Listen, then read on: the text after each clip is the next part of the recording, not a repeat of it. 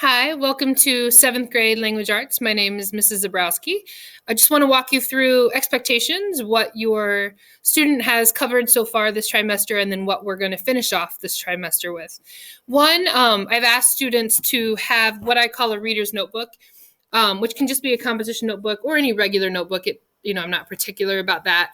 If your student has come in on an A or B day and didn't have one, I have some extras that I've given them. But this is really a place where I know that we're online. And so some of them are like, well, I'm distance and I want to keep my notes on Google Notes or, online, which is fine. The goal with the reader's notebook is that they have all their stuff in one place. With language arts, we kind of build on some skills and we go back to those. And if you have all of your notes in one place, that is helpful. So we've covered up to this point a lot of stuff with short story elements. We've done plot. We've done, what types of conflict, how do you learn about a character as you read. At the end of their reader's notebook, they also have kind of a wish list. We're doing first chapter Fridays, and my goal is to introduce them to, as many different books, genres, types, things that, my goal is to, if you're not a reader, to introduce you to some books that you might want to read. So they also keep that in their reader's notebook. We do assignments in here, things like that. So normally, in a normal school year, they'd be turning those in and getting those graded. But right now, they're just keeping their information in there. And so I'm asking them, A, to bring that to school with them when they come on their days if they're here. And if they're distant, they get to use the notes, all the things they've done so far on tests, things like that. And it's all in one safe place. So the reader's notebook, if the students talk about that, that's what this is. We also do some writing. We're going to start some writing, and they do a lot of that in their reader's notebook.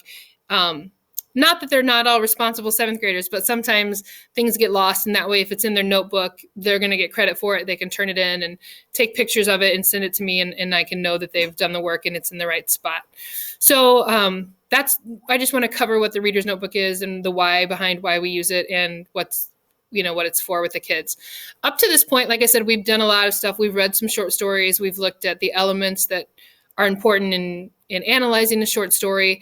The next thing we're going to do is start writing a short story of our own. So we're going to talk about how do you write a character? How do you create suspense? How do you write about a setting and show versus tell? So over the next couple of weeks, you'll hear them talking about their writing process. And that's what we're going to be working on online and in class. After that, to finish up the trimester, we'll be covering nonfiction. We'll be looking at main ideas. How do you figure out what the article's claim is? How do they back that up with evidence?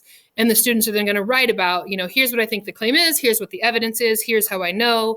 And then I don't think we'll get to it this trimester, but then after that, we do ask them to write an argument essay. So they're going to pick a topic and write about it, defend it with evidence, do some research, look at nonfiction objectively, and trying to figure out what is this author trying to say? What is this article trying to teach me? Things like that. As far as grading and things, the final place to look, the best place to look is to look on campus. If a student hasn't turned in an assignment, there'll be an M, and feel free. They can email me. They can Schoology message me. You can email me and say, hey, my student is missing this assignment. I'm not sure what's going on. And sometimes it's just a matter of it hasn't been turned in yet, or they're doing a rewrite with it. So feel free to let me know if you have questions about assignments or missing work. But campus is the best place to access and see what they have or what they might be missing, and asking them, why isn't the assignment is it still being graded? Is Mrs. Z looking at it? Things like that. So, my goal is to expand what books they read, get them reading as much as possible. And then we get to start writing a bit, which the kids enjoy as well. So we'll be doing that through the end of the trimester. And I look forward to getting to know them as we get to be in class a little more and see their faces on screen when we Zoom and all of that. So if you have any questions, feel free to shoot me an email. Once again, my name is Heather Zabrowski. I'm their language arts teacher, and I look forward to hearing from you and getting to know them. Thanks so much.